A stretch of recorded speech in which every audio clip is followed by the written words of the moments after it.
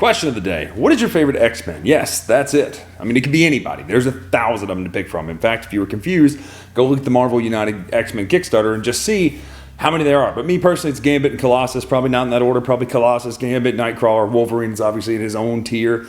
There's so many amazing ones, which is why I was so excited about this game, which is a worker placement game all about X-Men. Now, granted, the game doesn't say X-Men on the cover, so I didn't know if there was a reason for that. But it is Marvel Age of Heroes. Now, this is a worker placement game from the designer of Lords of Waterdeep, and it is a game that if you looked at it walking past the table, you would see enemies, you would see heroes, you would see missions, and you'd be like, oh, are you supposed to fight them? How much damage does the enemy do? None! That's what's great. This is a pure Euro worker placement game. So let's take a look at how this game plays. We'll come back up, talk final thoughts right now.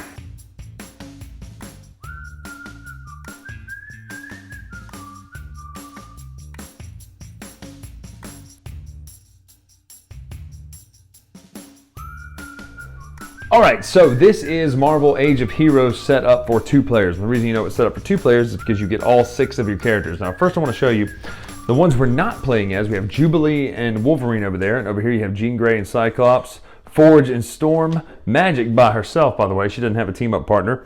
And then Kitty Pryde and Lockheed. Lockheed only has 1 meeple token, whatever, and Kitty Pryde has 5 of them.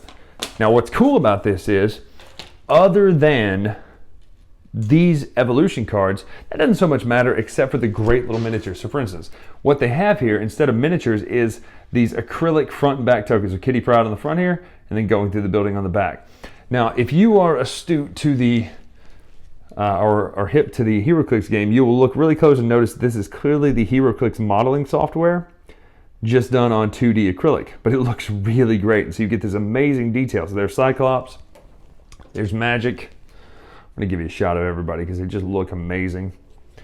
You got this Jean Grey. I love this outfit choice. It's a great choice with the outfit. And you got Rogue and Gambit here. 2 of my favorites, and obviously who I'm playing as.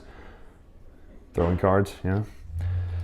You got Wolverine. It is a brown and yellow Wolverine as well as a new sort of Jubilee. So would I have preferred the 92 version? Absolutely, but this is what works. And I would have preferred a blue and yellow, but that's okay. Then you've got Storm over here, as well as Forge. But it is heroes fighting villains. You do have your characters fighting villains over here. You have basic villains, followed by challenging villains, followed by a final test. And this is random. So in our case, I'll just show you. We have the Shadow King. Now, it could be based on the mission. So we have Children of the Atom here. There's Fatal Attraction, and there's one other one, or 1 or 2 other ones, The Fall of the Mutants, as well as, I think that's it. I think it's 3 in the bottom, the base box. So there are a lot of basic villains to fight, and I just want to show you the stack of enemies in here. So not only are there a stack of cards that we're going to go through, but there are a stack of enemies based on what you play. And the art on these is just tremendous. You've got the 4 Horsemen of the Apocalypse. There's Apocalypse himself.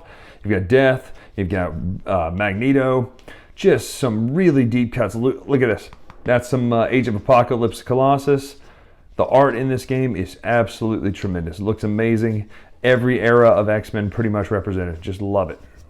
So that's all the different villains. You also have different rules for the mission that you're playing. So we're playing Children of the Atom. It's the most basic. It is just worker placement. You'll place your villains out there. You'll place your final test, and then you'll have your your Institute deck right here. This is going to be made up based on the mission you're playing, but it's event cards, ally cards, and then team-up cards. And the way these work is, depending on what type of card they are, they can be played in different places. Ally cards can be placed in these ally spaces. Team-up cards can be placed here. And depending on those types of cards, you can use the actions on the cards in different phases. So team-up cards can be used during the mission phase. During the Institute phase, you can use the ally cards. Now, there's some basic actions already available to you before you put any cards out here, but let's look at those first. First, in the headmaster's office, you're going to take a card from here and put it up in the Xavier protocols. Now, there are 4 available at the beginning, but then you'll put more out here. And during the in round phase, you're going to fill this up to 4. If there are 8, you discard all of them and fill up to 4. There's 2 of these spaces in a 2 and 3 player game, and then a 4 and 5 player game. You're going to put these spaces available as well, which just give you resource cubes. You then also draw 3 cards in this space, 2 cards in this space. You can draw from the face up ones or face down ones. That's that space. Over here is the X-Jet. You're going to put these cards here, and this will be the staging order to use during the mission phase, which would be how to use these team-up cards, how to fight the villains, and how to go to the extraction zone, including those 2 spaces of ally cards. Over here in the medical bay, you can play event cards. Now I've got 3 right here I want to show you. So you've got an event card, an ally card, and a team-up card. And this event card here is the fastball special. It says assign a hero or a student from your player board to an open space on a mission tile, or to the X-Chat, or excuse me, to a team-up card or the mission tile. Why that matters? There are 2 phases of the game, the Institute phase and the mission phase. In the Institute phase, you cannot fight the villains. In the mission phase, you can't take the Institute action. So during the Institute phase here with this action, you could play this card and then do damage, giving you points earlier than you normally could. The team up cards are going to go out here, and when you recruit either a team up or an ally card, and it doesn't have to be this first spot, you're going to mark who recruited this character. And anytime any other player uses these actions in the future, so this would gain you 3 red cubes, this would give you a damage onto a villain, you would gain the benefit up top here. Now, the reason it matters is because you only have 3 resources, red, yellow, blue. Now, are they important to know what they are? Not really. It's physical, mental, and willpower. Irrelevant. It's red, blue, and yellow, right? So you're going to spend these resource cubes to do damage. Let's talk about that really quick in the mission phase. So you have these interlocking puzzle piece things here. These are always the same based on Fatal Attractions and Children of the Atom. So it says use for Mission A, Children of the Atom, and Mission B, Fatal Attractions. So this is the sparring robots in the Children of the Atom. And you're going to pick a random villain and put it here and lock it in. Now, these spaces are always the same on this side. However, on the villain, it shows which spaces are available to hit them. So here we have 1, 2, 3, 4 spaces, which means that only the spaces that are assigned to a damage symbol and a point value are active. If you want to damage this character from the X-Jet, you could take your character and place it on here during the mission phase and spin the cube. So this would be 4 red, 2 yellow, 1 blue. You would do the damage, mark it by putting a token on here, and then you take the victory points. So that's 8 victory points. Then when all the spaces of damage are filled, you're going to do what it says when defeated. So for each of your player markers here, gain a card. So if you had 3 there, you'd gain 3 cards. Then it says replace with a challenging enemy. So you pop this off, put a challenging enemy here, and again, the enemy determines which damage symbols are available. Eventually, you're going to get told to turn up the final test. So you'll look at this, and you notice that every single damage symbol is here. Now again, you're not fighting. This is not a fighting game. This is a complete Euro worker placement game. So even though you're fighting an enemy, you're not getting damage from the enemy, you're not getting hurt from the enemy, you're taking your time to put your actions onto these spaces to gain the victory points. But you have to be strategic about it, because the other thing you can do is some of these team-up cards will assign damage. So instead of, for in this case, this symbol normally takes 6 red, 2 yellow, 2 blue, you can instead spend 6 red, 4 yellow to do that symbol to get 12 points. So that's what the team up cards are all about. It makes it easier to get damage out on the enemies. The last thing you can do on a mission phase is go to the extraction zone. So in rounds 1, 2, and 3 for the extraction zone, you're going to get a random resource or choose to spend a yellow to draw 2 cards. In rounds 4, 5, and 6, you're going to spend 2 red to draw a card. To play an evolution card, which we'll talk about in just a second, or spend a blue to gain 2 students. Students are kind of like wild workers in any worker placement game. They count for 1 round, and then once you're done with them, you can take them, they just go into the pool. But it gives you extra actions during the turn. Then you have during rounds 7 and 8, 2 resources of your choice, play an evolution card or play an ally. And then back here on turn 9, plus 4 resources of your choice or 5 points. So what these evolution cards are, and this is where the meat of the character difference is. You're going to choose of the deck of evolution cards it gives you for your character a certain amount based on who you're teaming up as. These are things that are going to power your team up based on who you choose, but they're very specific to who you are. So for instance, Rogue. After assigning Rogue and collecting any tokens from that space, draw a card. Essentially, you're using her absorbing power. So sometimes cards will tell you to place tokens out there. If you were to take this action, then you would gain the 3 red cubes, which would be 1, 2, 3, plus any tokens that are on there. The game will end when the card tells you that the parameters of the end game have been met, It says when the game ends, when the villain of the final test mission tile is defeated. When that tile is defeated, you'll count points. The person with the most points wins the game. Now, again, there are 3 missions over here which kind of change based on what you're doing. Follow the mutants, fatal attraction, parameter 1, parameter 2, parameter 3. There's a lot of differences here that change how you play the game. Children of the Atom is a straightforward, old school worker placement game with a modern Marvel theme. Don't look at this and think, oh, we're going to be fighting enemies. Look at this and think, oh, we are doing worker placement with some of the greatest characters of all time. So that's how you play Marvel Age of Heroes. Let's talk final thoughts right now.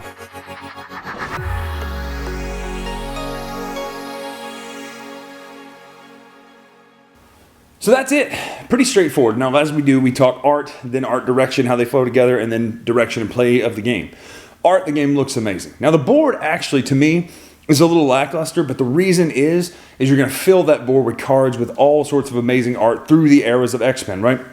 And you've got a lot of different variations of the art. In fact, the Colossus card, one of the Colossus ally cards, is the exact Colossus I use in Marvel Snap, which is pretty cool to me. It's the weird, like the really super realistic one. Anyway, so the game looks amazing. I actually really like these acrylic figurines, the front and back ones. Now, granted, would I rather have 6 Cyclops hero clicks of that same thing, considering it's probably the sculpting software? Yeah, but the acrylics are nice because they fit on the board better. Now, as far as the game, the symbology and art direction, it's pretty straightforward. You either pay going this way or pay going this way, and there's only 3 resources to keep track of, so it's not a lot to track in your brain. In fact, it's pretty straightforward and simple.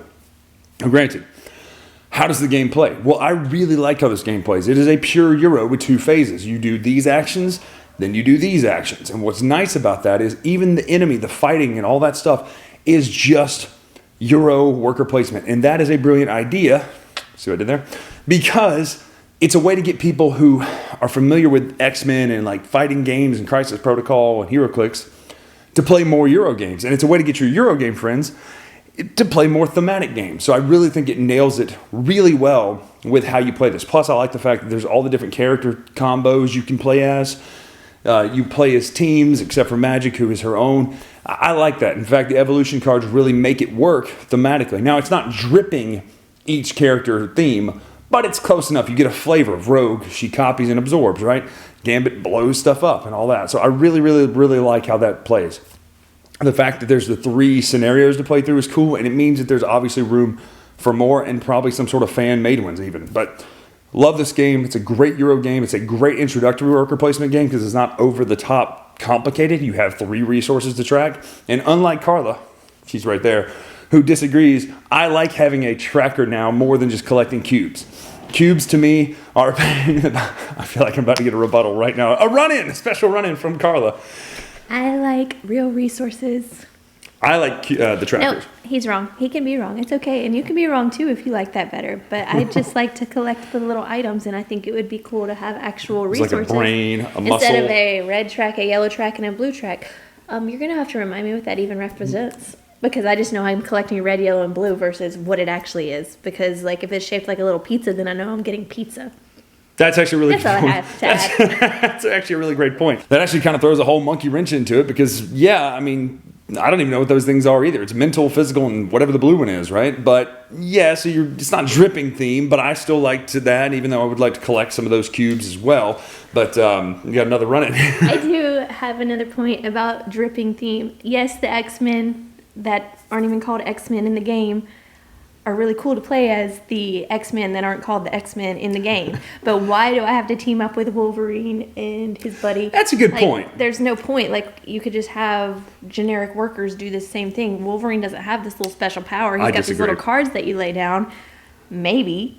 I disagree, considering in the comics and everything, you always team up. They're a team. There's no... It's not the X-Men, it's the X-Men, by gosh, and that's probably the reason right there. Anyway, the game is fun. It's thematic. I remember what I was going to say. Sorry, one more time. Don't mean to interrupt. You just want to leave or something? Yeah, I'm going to go over here for a minute. What are you going to say? Okay, so when you're fighting the villains, I guess, are we allowed to say villain? Because you're not allowed to say X-Men. I'm not saying you're not allowed to say X-Men. Well, they didn't say X-Men. I'm going to go look while you do that. So on the box, you're fighting these villains, but you just need, as I said, red, blue, or yellow to beat them, which means something, but it's just a track of red, blue, or yellow. and it's not really exciting when you're doing the same thing over and over. Join the X-Men. It does say Oh, wait. X-Men. Okay, I have been vilified. Where? Right there, join the X-Men. Oh, it does. There's the But word the game's right not there. called X-Men Age I'm of looking Heroes. for it anywhere else, just to tell you. I mean, Wizkids has their label on it, of course, real big right there. Why wouldn't they? I mean, I would too. It's their game. Marvel, of course, you know how they are. Got to get that branding in. But then there, right there, little tiny thing right there on the back of the box. Join the X-Men. See? Told you. Join the Or X-Men. you could just join the little yellow, red, and blue meeple, if we're being honest. All right. That's enough. That's enough of you hating on this theme. I don't hate I know. I'm the just game. joking. I like X-Men, and I like worker placement games. See? There you go. Case Lords of Waterdeep, closed. wonderful game. Yeah, but this is better than Lords of Waterdeep because it's X-Men, by gosh. And I actually do like the fact that you lay those ally cards and team-up cards out there. To me, that's really cool, is you're seeding the board with actions that you and your other opponents choose to put out there. So, all in all, you've heard some actually nice, varied thoughts on this instead of just my opinion for once, which you know I'm always glowingly positive for the most part. But actually, those are good points that it is basic. And when you are fighting the enemies, it's the same thing over and over. But again, it's meant to be a worker placement game. So if you do have people thinking, oh, what do I need to do to fight Avalanche? Well, you just do the same thing you do to fight Sabretooth. So there's that. So dripping theme is not right. It has the theme, and the theme is there, but it's not dripping theme because it is a Euro. But at the end of the day, if you like X-Men, this is a win, obviously. If you like Ages of Heroes, also a win. If you like Marvel, it's a win. If you like worker placement, it's a win. Just know it's not the deepest worker placement game in the world. Feel like X-Men too. So anyway, that's our thoughts on Age of Heroes, Marvel Age of Heroes, or just Age of Heroes. I'm Bryan Drake. That was Carla with a special run-in, unannounced. Pretty awesome. And anyway, that's it. Let me know in the comments below what you think. Dice Tower Bryan check out the Dice Tower store, new merch. There's a promo going right now through February. Until next time, we'll see you.